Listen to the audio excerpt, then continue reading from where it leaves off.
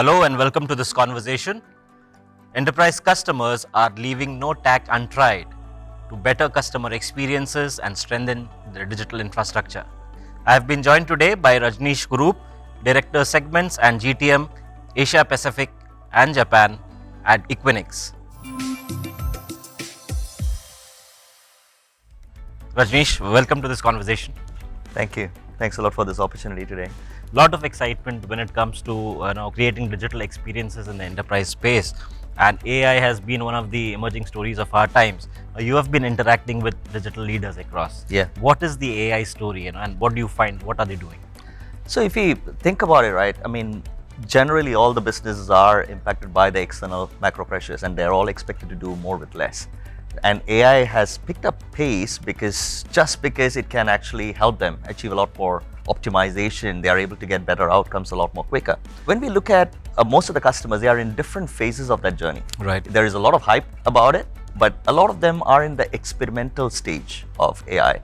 They are starting small, one or two use cases before they are starting to evolve into something much bigger. Right. That's essentially what we are seeing across the globe, essentially, not just within Asia Pacific. Absolutely. So when I interact with IT leaders, one of the topics that emerges during the conversation is around AI.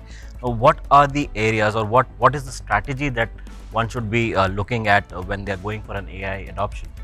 So generally, when we are thinking about the AI adoption, there is a journey, right? It all starts with the experimentation, which I talked about. They start experimenting small, and most of them start trying it out in smaller infrastructure as a service, on-demand infrastructure leveraged by the public clouds. Right. Eventually, they also need to start thinking about their data strategy. Where is the data going to reside? Is it going to be in a sovereign location, or can I put that onto a public cloud? They start thinking about their data strategy. It all should start with the data strategy, essentially. Eventually, what they do is move into the next phase of the journey when they start integrating data, not just from within their enterprise, but within the broader ecosystem. Absolutely. So that could be your data as a service provider, or model as a service provider, or industry-specific data insights provider. You start integrating those capabilities from within your ecosystem. And eventually, then they start scaling. That's when the real challenge comes in when it comes to the infrastructure. Right. So you touched upon a critical point. The data strategy needs to be very robust, Absolutely. to deliver the actual value of AI, and that's where many of them actually lack, in terms of getting a clean data for AI to give them the benefits. Rubbish in, rubbish out, no? Absolutely. Now, as a company, how is Equinix trying to provide solutions or services for enterprises and ensure that they're good on their AI journey as well? So when organizations start thinking about the data placement, so we need to think about where the data is going to be generated from, where is the data stored today, and most of the time it's spread across, right, and all around the place. They need to think about how are we going to optimize that data movement. Am I going to place the data in a sovereign location? They need to start thinking about all that aspects. Now, when they start leveraging the capabilities of the ecosystem, not just the clouds, obviously that is part of it, but there are many other elements to it. Networks, for example. Networks are going to play an important role in terms of your data movement. Essentially, they also need to start thinking about who are my partners that I need to integrate with.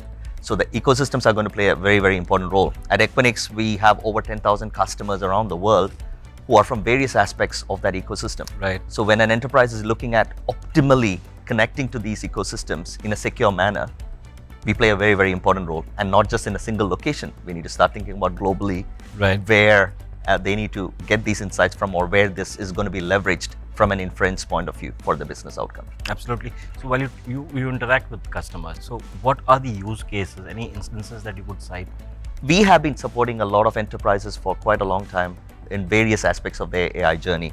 A very good example from the region I can think of is actually in the healthcare sector. A company called as Harrison AI. They're based out of Australia. What they do is to really impact 1 million lives a day. Right. That's essentially what their motto is. Started small on that journey, looked at innovating in the radiology and imaging sector.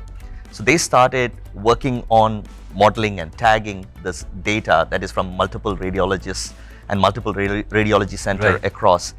And they are able to optimize how they are able to detect the diseases with the least amount of errors in a very, very optimal manner. And now they are starting to scale globally. with the model that they have trained, now they are starting to inference in many, many markets around the world.